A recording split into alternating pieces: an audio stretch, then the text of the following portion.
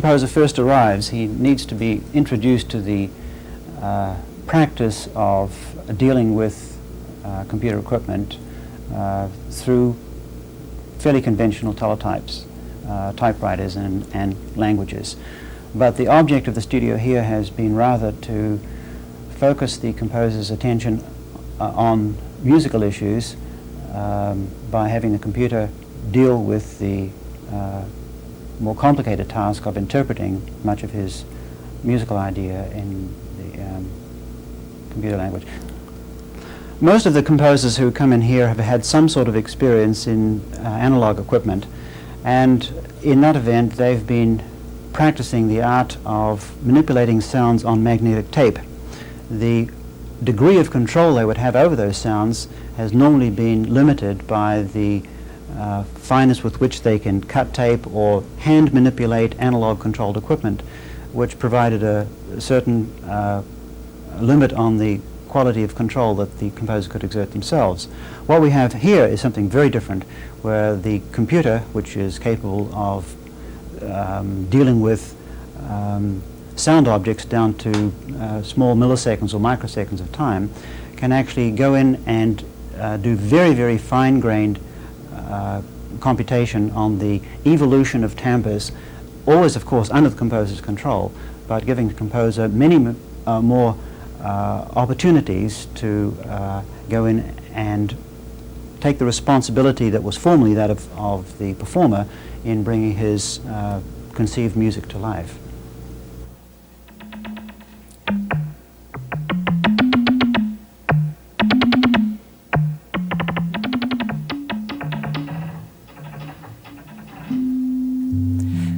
In this movement, I was concerned with chiefly exploiting two capacities of the computer facility, the first of which concerned spatial location, and the other of which concerns its almost limitless capacity for complex rhythmic interrelationship among parts.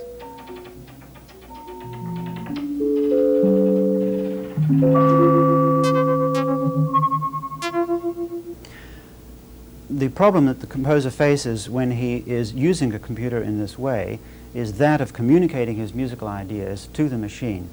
Traditionally, composers have communicated with performers via the written page, written music being little more than a skeleton of what the composer really had in mind, and the final realization of many of these sounds was actually left to the performer, who would instill the music with all kinds of subtle nuance. A computer is an instrument, but not being controlled by a performer, it has to be given all of the information of subtle nuance explicitly. And therein lies the composer's problem in this case, that he must be much more specific. He is now totally responsible for all of the details of the sound.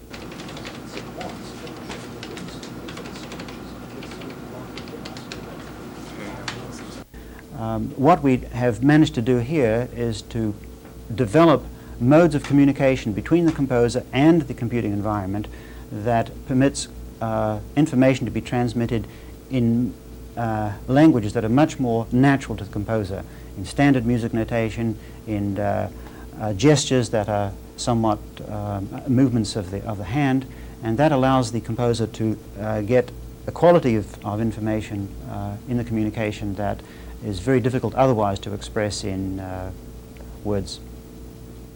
The languages that become involved here are of two kinds. First of all, languages that will represent musical scores can be, in this case, at any of three levels. One is a strictly numeric language. A second one is one that uses an encoding of music such as C4 for a quarter note, middle C, providing the composer with something that's a little more mnemonic but is still alphabetic and character-wise in nature. But a third and the most efficient means of communication is through a fully fledged score editor of natural music, standard music notation. The second language that the composer becomes involved in is the representation of the network that actually does the signal processing, the generation of sound involving the specification of sound waves and finally the modification of those sound waves into various shapes that would emerge as individual notes in a fully fledged musical score. A language that does that has to become involved in painstakingly synthesizing every element of the sound, including all the harmonics that are present in a complex tone, in changing the timbre in the course of the note under very strict control by the composer. This then suggests that we provide the composer with languages that enable him to manipulate those sounds in rather musically intuitive terms, in which case we've developed several languages. The Music 11 language is a language that affords the composer an intuitive approach to the specification of patching oscillators and filters, but yet in an alphanumeric language. But a cut above that is a language that is, again, graphics-based, that permits the composer to patch oscillators and filters by moving objects, symbolic objects about on a screen. And that provides the composer with the most instantaneous interaction with the computer. So the composer learns to, through deft motions on a tablet like this, manipulate objects that are actually on the screen and which represent his signal processing modules.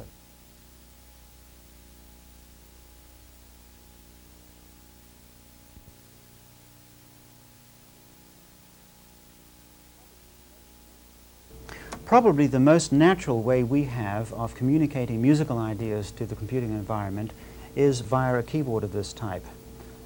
In this particular instance, when a composer presses a note on this keyboard, the standard music notation representation of that pitch appears on the screen in front of him. And as a result of pressing a sequence of notes, he can enter scores rapidly.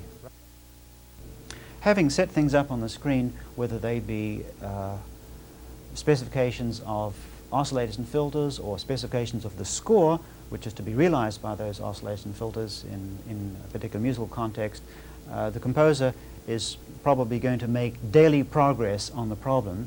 At the end of each day, he may want some hard copy or some paper copy of where he's got, so that we always preserve the ability or give the composer the ability to copy whatever's on the screen onto the printer here. So I have found that it's very useful to have the visiting composer, who may be technologically somewhat naive, not have to worry too much about the learning of the digital techniques himself, but rather take advantage, as he can throughout the academic year, of working with an MIT student who works with him in somewhat the guise of a composer's apprentice. I can measure 97, and I hope that you will not tire of my coming back to this so often.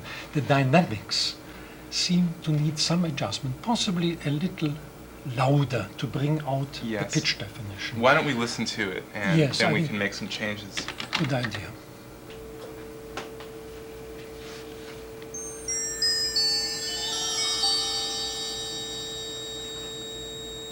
Yes, it's a little indistinct. I see your point. Okay, well, why don't we move the cursor here, and we can change this F sharp to a forte, and we'll not change too this. much, so that it's gradual, but I see, yes, that's correct. We'll change this one to a mezzo forte right there. Yes, Okay. perfect. I think that's very good. Okay, shall we hear it again? Please.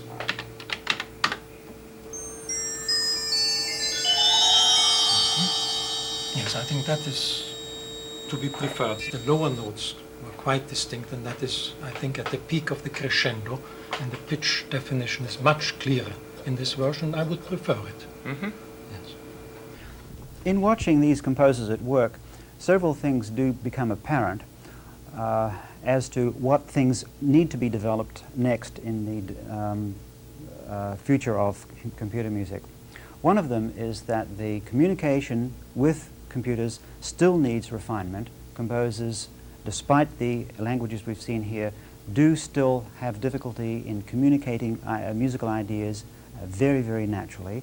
A second is that the pursuit of sounds still needs further direction. There needs to be more research on the nature of sounds, on helping the composers pursue a sound or effect that they particularly have in mind. And in the third category, the composer has, in computer music, traditionally had to wait quite a long time to get very complex sounds synthesized by a machine that is this small. This being a PDP-11 computer, sometimes being shared, time shared by 6 composers at once, provides the composer with, at times, painstakingly and frustratingly slow return for the time that he is putting in.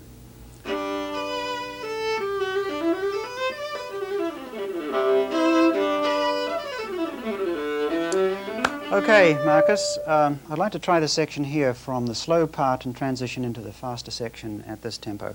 And I've reworked this measure here, so let's try hearing with the computer just going from about this measure. I'll cue you in with this downbeat in addition. Okay? Okay, coming up now.